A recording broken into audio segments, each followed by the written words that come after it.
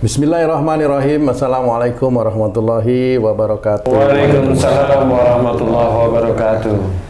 Para pemirsa dan sahabat beriman dimanapun berada, kita jumpa lagi di Ustadz Danu Official Channel bersama saya Tung. Semoga kita semua dalam lindungan Allah Subhanahu wa Ta'ala. Amin. Amin. Di video kali ini kita akan ngaji lagi bersama guru kita Pak Ustadz Danu yang sudah hadir di sini bersama kami. Assalamualaikum Pak Ustadz. Waalaikumsalam warahmatullahi wabarakatuh. Assalamualaikum Mas Eko. Waalaikumsalam warahmatullahi wabarakatuh, Pak Tung. Alhamdulillah. Bang J, Assalamualaikum. Waalaikumsalam Pak Tung. Oke, para pemirsa dan sahabat beriman dimanapun berada, kita lanjut aja nih. Kali ini kita akan membicarakan satu masalah atau peristiwa penyakit. Ya sebenarnya sih bukan terlalu penyakit ya Pak Ustadz. Kata-kata yang sering diucapkan atau kita dengar itu masuk angin, seperti itu Pak Ustadz. Masuk angin. Saya punya teman hampir tiap hari masuk angin. Kalau ndak perut kembung, glegeen, kalau ditanya masuk angin Pak. Terus keroan memang merah sih punggungnya itu Pak Ustadz kalau dikerok, kalau masuk angin. Kalau ndak masuk angin dikerok ya ndak merah tuh apa jinnya keluar lewat kulit atau gimana gitu. Terus kadang-kadang waktu kita masih kecil, orang tua kita kalau kita pakai baju singlet tuh, pakai baju nanti kamu masuk angin gitu. Padahal angin itu kan ciptaan Allah juga ya, kok nyakitin gitu. Jadi masuk angin itu secara tauhid memang ada hubungan dengan akhlak juga itu Pak Ustadz. Iya. Bismillahirrahmanirrahim. Assalamualaikum warahmatullahi wabarakatuh. Waalaikumsalam warahmatullahi wabarakatuh. Amin ya rabbal alamin. Memang kalau dicari di dalilnya masuk angin itu emang nggak ketemu sih. Nggak ketemu ya semua dalam mencari kesembuhan itu harus dicari berbagai macam cara. Yang jelas jangan sampai keluar dari syariat, tidak syirik dan juga tidak musyrik. Itu harus seperti itu. Kalau cari orang Arab sana masuk angin ya tetap makan aja madu begitu aja ya. Sampai sini pun ya sama. Tetapi persoalannya bukan hanya madu saja. Nah di sini saya memang meneliti sejak dulu masuk angin itu kenapa sih gitu. Ya, betul. Orang meriang masuk angin. Nah, kalau orang gelegean itu belum tentu masuk angin. Ya. Belum tentu masuk angin. Kemudian orang yang mohon maaf ya kentut-kentut ya belum tentu itu masuk angin. Berarti ungkapan yang kurang tepat itu Pak Ustadz. Iya, masuk angin. Iya, tetapi ya sudahlah nggak apa-apa. Tetapi yang kentut-kentut ini memang Allah mengizinkan kentutnya agak lebih banyak kan seperti itu. Ya bisa itu disebabkan karena makanan bisa. Tapi Allah mengizinkan bisa karena kalau umpamanya yang sering-sering saya amati itu kan saya makan itu kan sama tiap harinya gitu ya. Bener. Ya sama lah rata-rata itu. Bener ya Pak Ustadz. Kadang saya diizinkan bisa kentut oleh Allah Ta'ala, kadang tuh enggak. Nah itu kan menandakan bahwa makanan yang saya makan sama hampir setiap hari. Ada yang diizinkan kentut terus, ada yang kentutnya sangat jarang. Itu kan menandakan bukan dari masalah makanan. Itu saya ngujinya seperti itu. Dari masalah apa kebanyakan Pak Ustadz? Dari masalah Allah mengizinkan kentut kita aja sebenarnya. Makanya setiap kali selesai buang angin itu ya sudah disyukuri alhamdulillah karena memang Allah mengizinkan. Dan itu bukan masuk angin. Itu memang ada gas yang memang harus dikeluarkan. Istilahnya kalau orang kembung, perutnya kembung ya itu gas yang nggak bisa keluar. Sebenarnya insya Allah seperti itu. Nah masuk angin ini urusannya adalah dengan badan. Ya, Dengan badan. Badan meriang. Dari mulai punggung atas sampai punggung bawah meriang. Jadi kalau kena angin dingin aja udah gerges gitu ya. Padahal yang nggak dingin-dingin amat.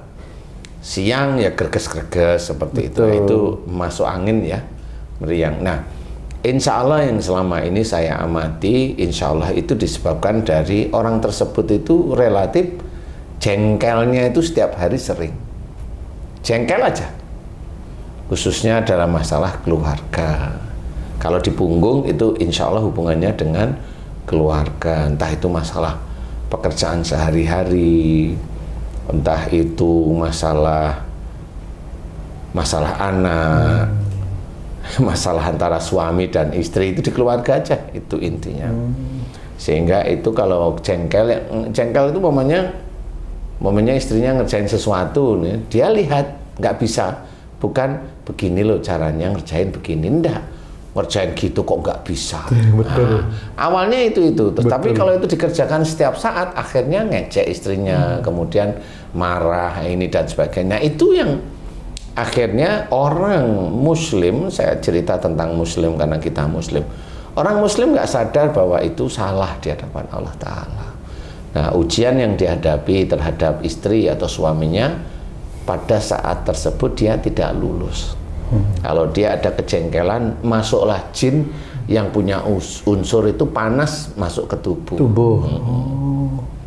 Khususnya berhubungan dengan tulang punggung, kemudian di punggung, itu insya Allah seperti dia masuk di situ aja. Karena kebanyakan orang-orang Muslim itu kalau melakukan kesalahan yang saya amati, jarang yang tobat atau mohon ampun. Memang dia mohon ampun, istighfar, tapi di titik selesai sholat aja. Sholat pun banyak ustadz menceritakan kalau habis sholat berdoa istighfar itu dipergunakan, salah satunya adalah kalau dia salah dalam sholatnya, lalai dalam sholat, lalai itu memang salah lah istilahnya, atau kelewatan yang dia tidak sengaja, istighfarnya seperti itu. Nah, jarang sekali istighfar itu fokus kepada persoalan dia sehari-hari, marah kepada istri, jengkel kepada orang tua, jengkel kepada orang yang ngemudi mobil yang motong kita, kan gitu ya, di jalanan. Dan itu di jalanan, dan itu sangat jarang sekali orang Muslim itu paham bahwa itu salah. Nah, itu tetap dikerjakan bertahun-tahun sehingga itu menjadi catatan oleh Allah Ta'ala, itu suatu kesalahan. Nah, kejengkelan itu diibaratkan, memang yang selama ini saya memperhatikan orang-orang yang masuk angin relatif mudah sekali jengkel. Berarti apakah itu salah kaprah sebenarnya? Bagaimana masuk angin itu kan jadi suatu... Ya, itu kan hanya ucapan aja. Tapi nah, nanti kalau ada orang itu tanya, "Wah, masuk angin kok dari marah?" Nggak ada dalilnya. Ya cari aja dalilnya di Arab sana, memang sekolahnya ini. Cari aja, nggak apa-apa. Memang nggak ada kalau saya jawab. Karena apa? Di sini adalah penelitiannya adalah penelitian memang secara visual, jadi secara apa namanya, harfiah, bukan visual, maksud saya harfiah. Jadi diamati kenapa seperti ini. Nah, kalau dikerokin merah, itu memang betul pada saat dia masuk angin, jin yang ada di kulit bagian punggung itu baru bergerak begini, bergetar, sehingga kulit yang ada di punggung itu kalau disentuh dengan barang, luka itu pasti biasanya menandakan mudah sekali merah atau agak-agak kebiru-biruan merah. Lebam, nah itu menandakan jin di situ itu bereaksi. Makanya kalau mamanya itu dikerokin kemudian sembuh, saya bukan persoalan sembuhnya aja. Ya Allah mengizinkan sembuh aja. Pada waktu itu. Pada waktu itu. Iya, karena pada saat dikerokin juga kadang-kadang belum sembuh juga. Kan besok juga dikerokin lagi. Iya, gitu. makanya setiap hari kadang-kadang itu. Atau memang kalau memang itu dikerokin dengan obat gosok, itu sebenarnya jinnya juga takut, dia bukan takut, kebauan obat gosok sebenarnya. Jadi dia nggak bereaksi, terus akhirnya diem dulu. Karena besoknya 2 hari lagi keluar lagi. Gitu, seperti itu. Jadi intinya bahwa masuk angin itu insya Allah disebabkan karena orangnya jengkel, sering jengkel. Kalau saya bilang marah, enggak menuju ke arah marah, kuat ya. Tapi hanya jengkel, dikit-dikit jengkel seperti itu. Khususnya dalam keluarga, khususnya ya, insya Allah seperti itu.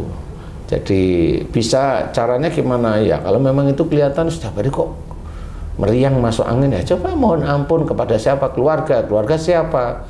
Ya bisa istri, bisa suami, bisa orang tua, bisa mertua. minta ampun aja di situ. Nanti dites lagi, benar, beberapa bulan setelah itu dites masuk anginan enggak.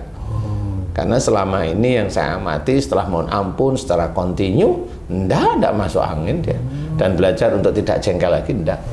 Walaupun itu tidak ada dalilnya di sana, enggak perlu dalil kalau masalah itu. Karena tobatnya sudah jelas dalilnya ada dalam Quran. Kan sudah jelas.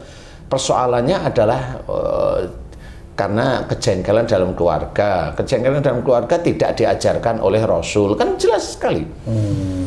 Rasul tidak mengajarkan jengkel dalam keluarga, karena keluarga itu ujian yang harus dihadapin. Jadi kalau ada sesuatu yang tidak nyaman dalam keluarga, hadapin aja. Kalau nggak bisa, serahin sama Allah. Kalau pasangannya ngeyel, ya didoain agar soleh atau soleha, seperti itu aja sebenarnya.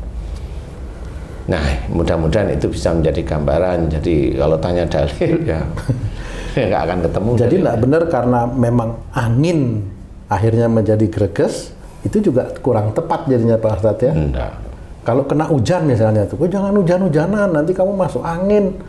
Itu bisa terjadi juga nggak masuk angin karena hujan itu Pak Ustadz? Sebenarnya persoalannya kalau hujan-hujanan itu bukan masuk angin. Sebenarnya kalau anak-anak itu kan rentan. Jadi kalau anak-anak sebelum akil balik itu, dia masih rentan dengan sikap orang tuanya. Dengan sikap orang tuanya, orang tua yang mana nih yang selalu jengkel-jengkelan, masih muda, anaknya masih kecil-kecil. Ini kan rentan jengkel-jengkelan ceritanya. Rentan jengkel, rentan marah, rentan. Nah, ini anaknya rentan sebenarnya. Nggak usah hujan-hujan aja batuk, nggak usah hujan-hujan aja panas. Kan seperti itu. Jadi hujan itu sebenarnya rahmat dari Allah Ta'ala. Insya Allah tidak akan menjadikan sakit, gitu, sakit. Ya. Kecuali memang berjam-jam hujan-hujanan dalam kondisi yang memang badannya lagi tidak nyaman, ya bisa aja seperti itu. Berarti ada kesombongan dia dalam melakukan itu. Ya, dan itu tidak boleh. Ya walaupun jangan hujan-hujan nanti sakit ya, bukan hujan menjadikan sakit sih. Iya, benar. Tapi dia jangan terlalu seperti itu istilahnya. Kalau memang bisa berteduh ya berteduh. Oh, berarti jika seorang anak kecil yang belum akil balik mengalami sakit, itu penyebabnya kedua orang tuanya. Orang tuanya, insya Allah. Ini orang tuanya. Lawang baru lahir aja bisa sakit kok anak-anak. Ada yang anaknya kena gula tinggi itu karena apa ya? Itu menurut teman-teman yang ahli-ahli gula itu kan karena apa namanya? Lifestyle atau karena macam-macam. Enggak, kalau saya mah insya Allah dari akhlak itu sendiri. Karena apa? Karena memang akhlak itu dampaknya sangat dahsyat terhadap seseorang. Baik itu nanti kalau dia akhlak itu keluar jalur dari Rasul, dampaknya adalah musibah, yang paling ringan itu sakit. Kalau dia akhlaknya itu baik, mirip seperti Rasul, dampaknya nanti masuk surga. Alhamdulillah. Selain dia beriman loh ya, kalau dia nggak beriman ya, beriman itu namanya ya berarti dia muslim maksudnya. Iya, kalau dia tidak beriman ya nggak bisa. Itu dampaknya sebenarnya. Jadi dampak dua hal kalau akhlaknya itu baik ya benar-benar baik, insya Allah masuk surga, insya Allah. Dilihat aja itu banyak di Quran itu kan dilarang untuk ini, dilarang untuk itu kan gitu. Ada cerita tentang Fir'aun, ada cerita tentang anaknya Nabi Nuh, istrinya Nabi Nuh, kan begitu. Ada cerita tentang kaumnya Nabi Lut, kan seperti itu.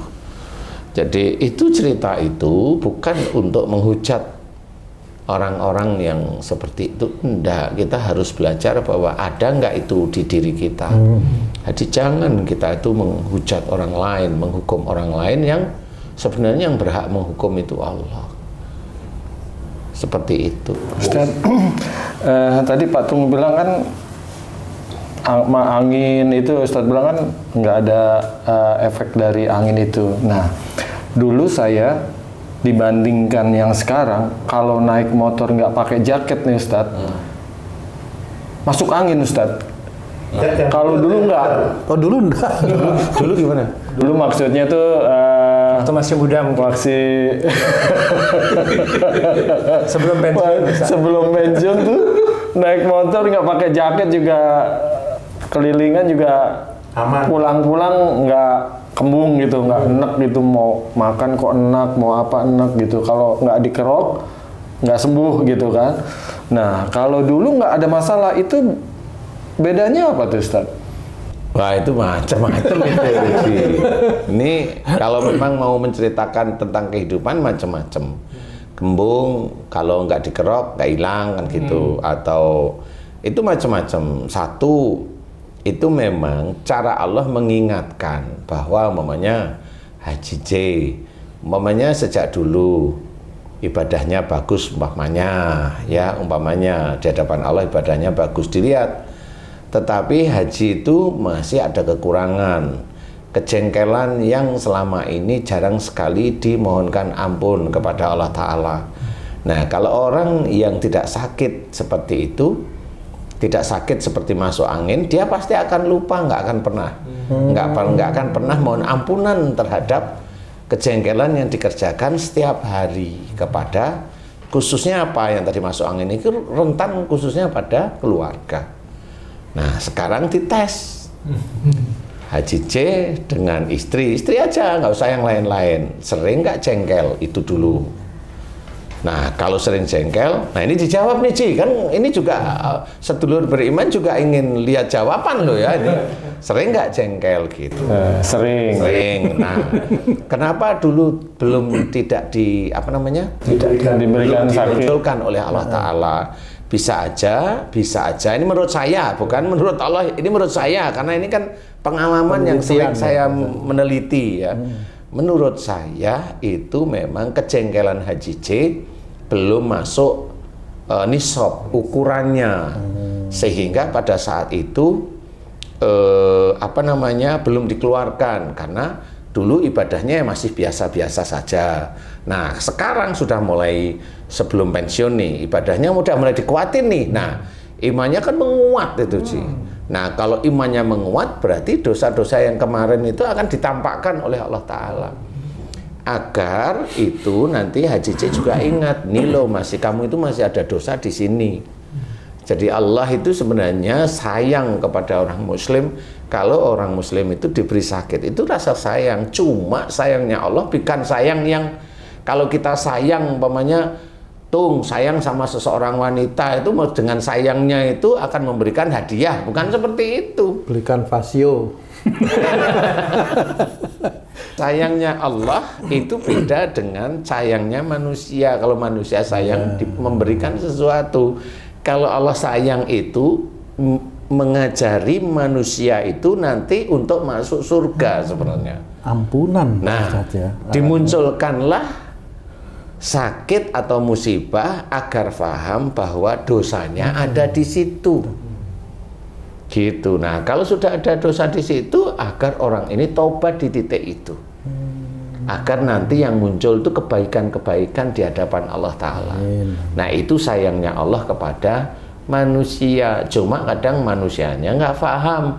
Dibilang sakit itu rasa sayangnya Allah kepada kita. Iya, tapi nggak diapa-apain. Tobatnya kagak mau, kan gitu.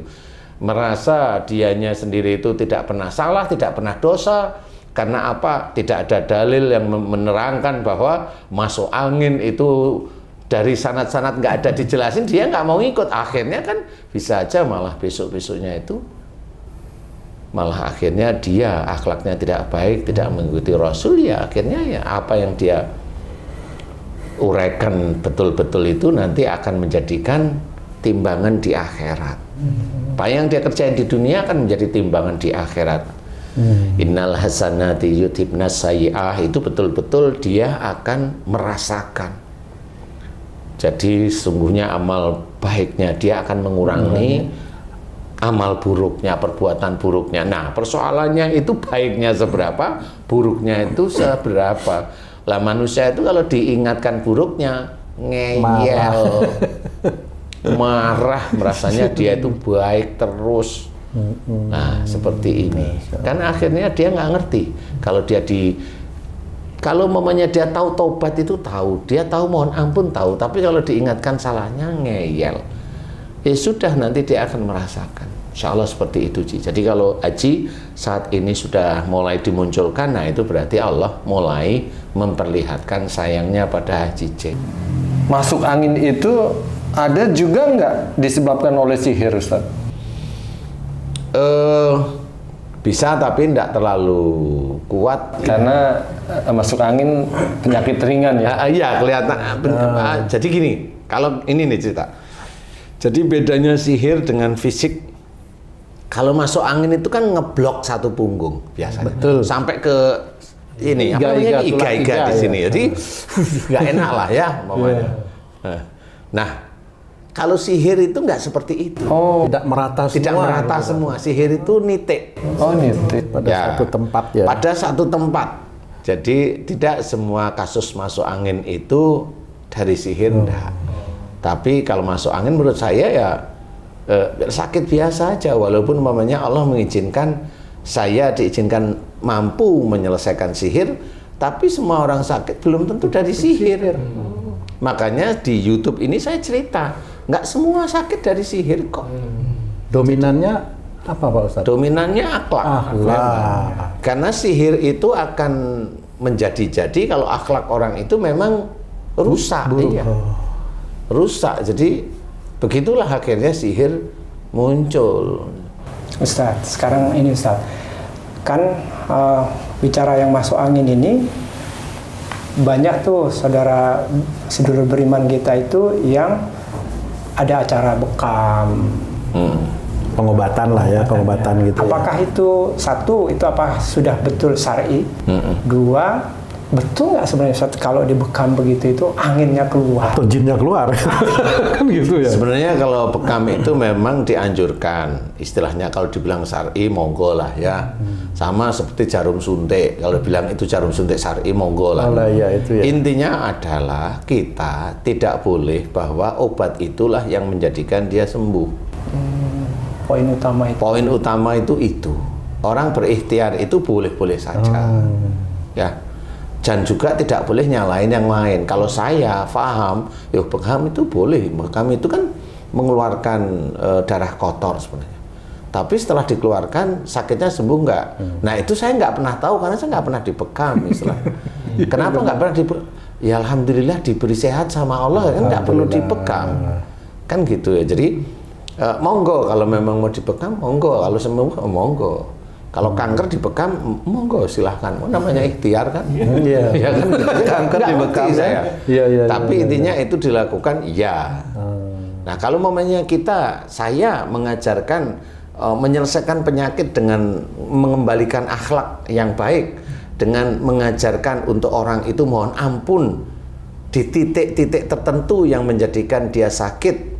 Karena penelitian saya sama seperti orang barat itu meneliti obat sakit gigi itu bisa pakai ini, obat sakit liver itu bisa pakai ini, bisa. Itu kan diteliti sebenarnya. Dan makanya kalau istilahnya kalau di YouTube kita itu kan alhamdulillah orangnya nggak pernah kenal saya. Betul. Dia belajar beneran, mohon ampun tobat, alhamdulillah diberi kesembuhan kok. Dahsyat betul itu. Nah, ya. makanya di sini loh ini meneliti, jadi bukan asal ngomong. Kalau ditanyain dalil, ya tanya aja kamu sama apa namanya yang kamu pelajari, karena memang di sini itu beda. Di sini meneliti. Betul. Kalau dalil itu cerita dari yang sudah dari sanad-sanadnya, kan beda di situ. Kalau ditanya dalilnya mana, ya nggak ketemu. Sama seperti itu. Kalau mamanya sama seperti orang Arab pakai gamis, orang Indonesia pakai baju biasa. Dalilnya mana pakai baju itu? Lah ya nggak ketemu, memang beda. Kan nggak bisa itu seperti disalahkan. Kan nggak bisa. Itu menutup aurat, sama menutup auratnya. Kalau laki-laki ya, seperti itu. Nah, sakit juga sama. Apa yang saya ajarkan tentang sakit? Kembali ke akhlak yang baik. Yeah. Itu syar'i sebenarnya. Jangan bertanya dalil. Saya kembalikan kepada akhlak yang mulia, itu syar'i sebenarnya. Saya ajak untuk tobat, itu syar'i sebenarnya. Kok nggak mau? Loh kok nggak mau lah? Ya sudah monggo kan gitu. Sebenarnya ringan loh ini ya. Tinggal mohon ampun. Seperti itu ya. Insya Allah seperti inilah yang orang harus berpikir sebenarnya. Ini meneliti, ini penelitian. Apa yang saya ceritakan ini adalah penelitian. Insya Allah tidak akan keluar dari garis Quran dan Sunnah seperti itu. Makanya kenapa saya bisa cerita, oh masuk angin mah insya Allah tiap hari gampang jengkel, selesai. Berarti selama ini kasihan si angin ya Pak Ustadz dijadikan kambing hitam itu jadi. Iya. Bahkan Pak Ustadz itu saking seringnya orang, kadang-kadang orang kalau temen nih masuk angin tuh orang yang agak agak sedikit aneh itu dibilang masuk angin juga itu Pak Ustadz. Kalau itu temenmu dulu itu. Bully-bulian itu kadang-kadang gitu tuh. Ya itu tidak apa-apa. Makanya kalau angin itu sebenarnya diberikan oleh Allah Ta'ala untuk menebarkan benih-benih, itu kan nggak bisa juga. Makanya kalau ada angin, ya kalau memang itu angin terlalu besar ya berlindung. Kan hanya gitu-gitu aja. Iya, benar. Dan jangan merasa hebat seperti itu. Karena bisa aja memang angin itu ada yang ikut. Gimana itu Pak Ustadz? Itu jin yang ikut. Ada memang seperti itu. Ya jangan ditantang lah gitu ya. Benar. Kalau memang dari Allah ya menyebarkan benih-benih tumbuhan sehingga itu bisa manfaat untuk kita. Jadi sebenarnya kalau kita pikirkan benar-benar bahwa janganlah kita itu menggerutu tentang sesuatu yang terjadi pada diri kita, bersyukur aja ya. Termasuk kayak Haji J tadi masuk angin, ya sudah, kenapa di hari tua saya lah, ya itu tadi ya disyukuri aja, bukan masalah masuk anginnya, ya dapatnya seperti itu ya disyukuri aja dulu kan gitu ya. Karena dulu kan grundel, sudah pengen punya istri, sudah punya istri grundel terus. Lah mau cerita apa sih? Pembuktian. Ya, gitu. Grundel lupa kalau habis grundel itu apa namanya sih? Sulit untuk tobat, mohon ampun, nggak taunya. Oh itu grundel ya namanya. Lah iya. Bener nggak sih, Cik? Iya. Perlu waktu. Perlu waktu. Baru paham Bapak. Oh iya. Insya Allah seperti itu. Wallahu a'lam ya. Baik, waduh, alhamdulillah manfaat banget nih. Terima kasih banyak Pak Ustadz. Manfaat sekali nih tentang masuk angin yang sering terjadi dan beredar kata-kata itu di lingkungan kita masyarakat. Sahabat beriman, para pemirsa dimanapun berada, demikian tadi perbincangan kami dengan guru kita Pak Ustadz Danu. Mudah-mudahan ini bisa memberikan banyak manfaat untuk meningkatkan iman dan ketakwaan kita pada Allah Subhanahu wa Ta'ala. Amin. Amin. Kami pamit undur diri, sampai jumpa di video yang lain. Wassalamualaikum warahmatullahi wabarakatuh. Waalaikumsalam warahmatullahi wabarakatuh.